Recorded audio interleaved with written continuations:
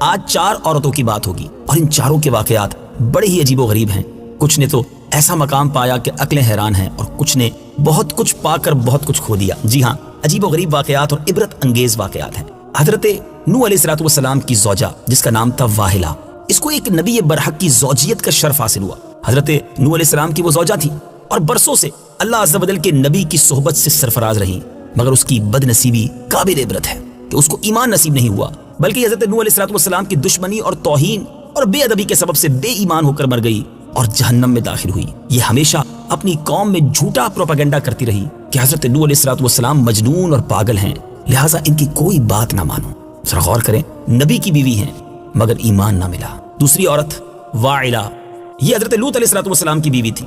یہ بھی اللہ عز و جل کے ایک جلیل القدر نبی علیہ السلام کی زوجیت اور صحبت سے برسوں سرفراز رہی، مگر اس کے سر پر بد نصیبی کا ایسا شیطان سوار تھا کہ سچے دل سے کبھی ایمان نہیں لائی، بلکہ عمر بھر منافقہ ہی رہی اور اپنے نفاق کو چھپاتی رہی۔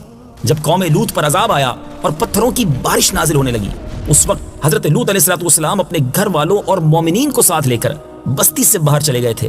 وائلہ بھی آپ کے ساتھ تھی۔ آپ نے فرما دیا تھا کہ کوئی شخص بستی کی طرف نہ دیکھے ورنہ وہ بھی عذاب میں گرفتار ہو جائے گا۔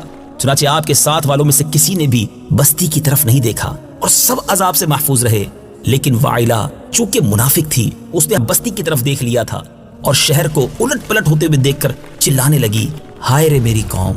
یہ زبان سے نکلنے ہی کی دیر تھی کہ ایک عذاب کا پتھر اس کو بھی لگا اور یہ بھی ہلاک ہو کر جہنم رسید ہو گئی۔ اے میرے میٹھے اسلامی بھائیوں، 2 انبیاء کی ازواج، 2 نبیوں کی بیویوں کے بارے میں آپ نے سنا، ایمان نہ ملا کیونکہ نبیوں ہی کی بے ادبی کی، انہی کے ساتھ جس کو کہیں کہ بے وفائی کی۔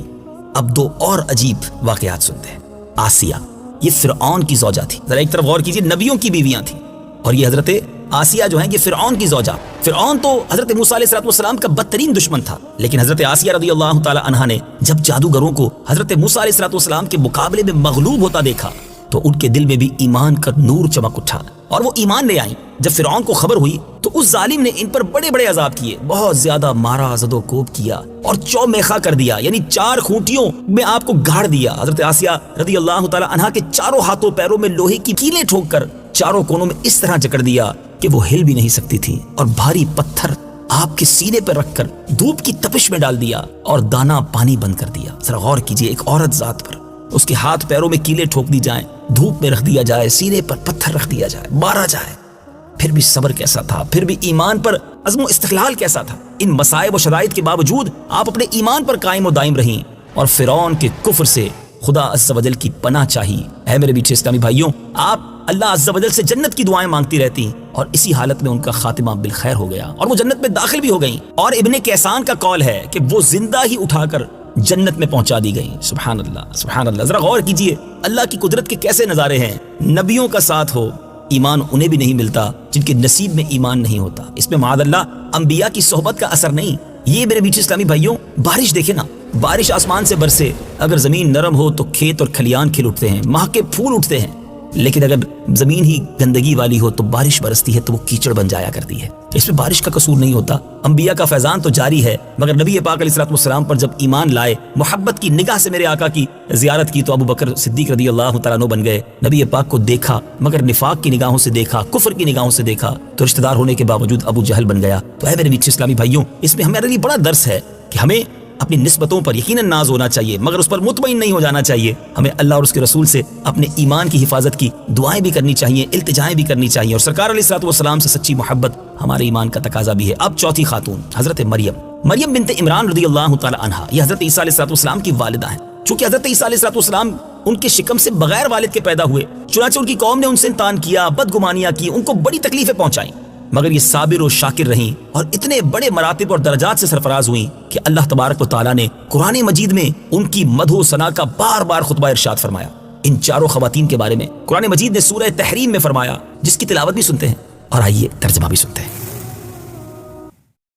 ضرب الله مثلا للذين كفروا امرأة نوح وامرأة لوط كانتا تحت عبدين من عبادنا صالحين فخانتاهما فلم يغنيا عنهما من الله شيئا وقيل ادخلا النار مع الداخلين۔